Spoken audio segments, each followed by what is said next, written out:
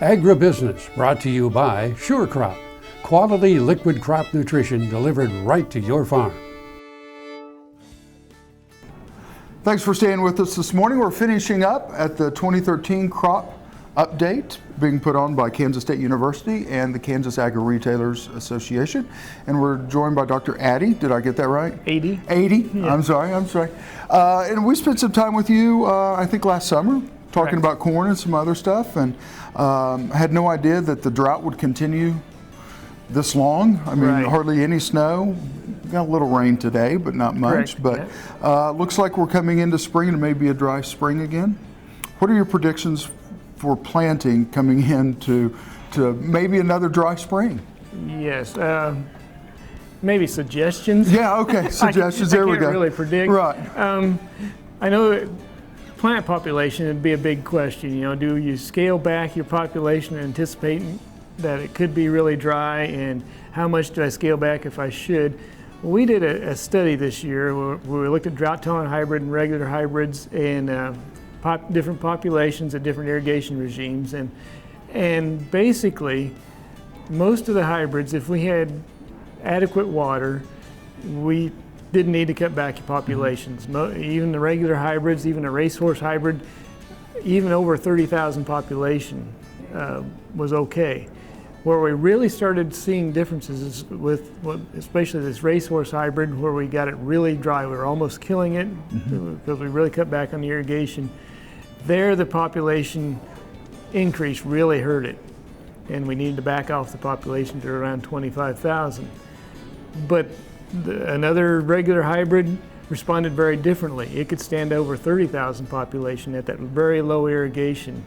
And the drought-tolerant hybrids obviously could stand a much higher population, up to 35,000, which is a lot higher than farmers are normally planting there.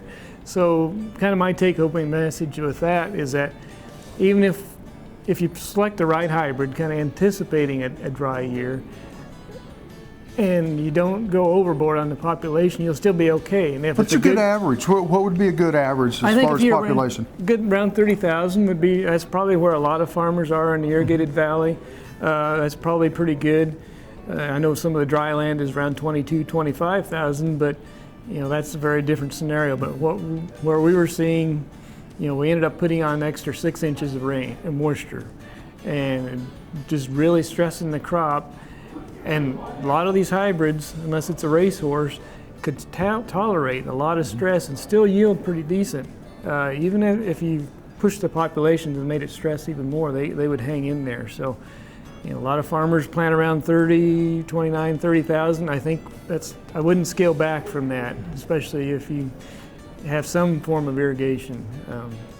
But you know, there's a tendency to really scale back a lot farther if they're going to cut our irrigation water. But I wouldn't, just because we can't predict the year. Yeah, you don't know. We can't just say, well, I'm going to have next year all over again, or last year all over again. You know, it's going to happen this year, and you know, hindsight's 20/20. Right. You know, if I knew that with that racehorse hybrid, I'd only plant 25,000 if my water allotment was cut in half. But we don't know that.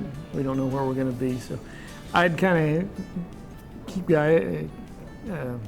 encourage them not to scale back too much and really watch their hybrid selection carefully. Perfect. Well, we're going to take a quick break if that's all right. When we come back, we'll talk about maybe working with your local extension agent about finding that hybrid that works best for you. Sure. All right, we'll see you in just a minute.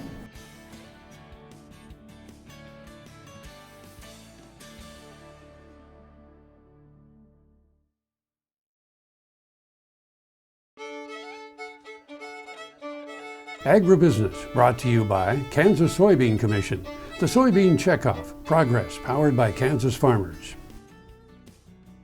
Thank you for staying with us. Eric, thank you for staying with us. Sure. We're talking about hybrids and plant populations, and how do I know what works best for me? There's a number of resources you can go to. University obviously is a non-biased source of information for, you know, we have hybrid and variety trials out there. You can look through those, get that information, and especially if you can find a location that's close to your area or maybe a similar type of environment as you, and look at a number of locations. Don't look at just one location from one year. but the more information you can get would be very good. If you can go to your extension agent, and they may have more resources. They may know more on farm trials, strip trial type of thing. Especially in your area. In your location, around your county, or number of counties in your geographic area. Looking at company trial results and working with your seed man, because they've got a huge database behind them, because they don't want to put a hybrid out there that's going to crash. And they want to look good, so they should have your best interest in mind. And the combination of all those working together, and you can probably get some consistent patterns, what's going to show up. Avoid the extremes, and kind of tailor. Your farm ground, what it can stand. If you got good bottom soil, or you got kind of light soil, what's the likelihood that this crop's going to be under moisture stress. And there's a lot of good information out there between the university and extension sources and seed companies, and your seed salesmen. You should be able to get something pretty reliable for your specific site. No-till versus conventional till in the study that you did, had that any impact on what you were seeing? I don't know that it would have specifically. I know sometimes there's emergence issues in no-till. You want better seedling vigor or whatever.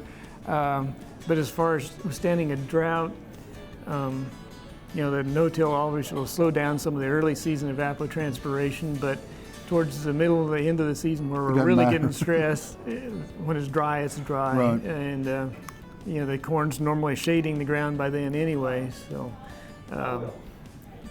early on it makes a difference, but later on the tillage probably doesn't make a big difference. Anything new coming out in 2013 that you're excited about? Well, this development, there's more companies coming up with these drought-tolerant hybrids, and just seeing how their different technology works and what kind of insurance it can actually kind of offer a farmer, because since we can't predict the year, would this offer a little more flexibility, a little more tolerance to extreme situations, that you can still benefit of the good years, but not have a disaster in a really bad year. So it's going to be interesting to see how these drought-tolerant technologies actually fit into production, and how we can maybe weatherproof our farming a little bit. Right. And rainproof them. Yeah, make them a little more reliable, right. dependable. So. Well, Eric, thank you for your time. It's really nice to catch up with you again. Yeah, thanks, sir.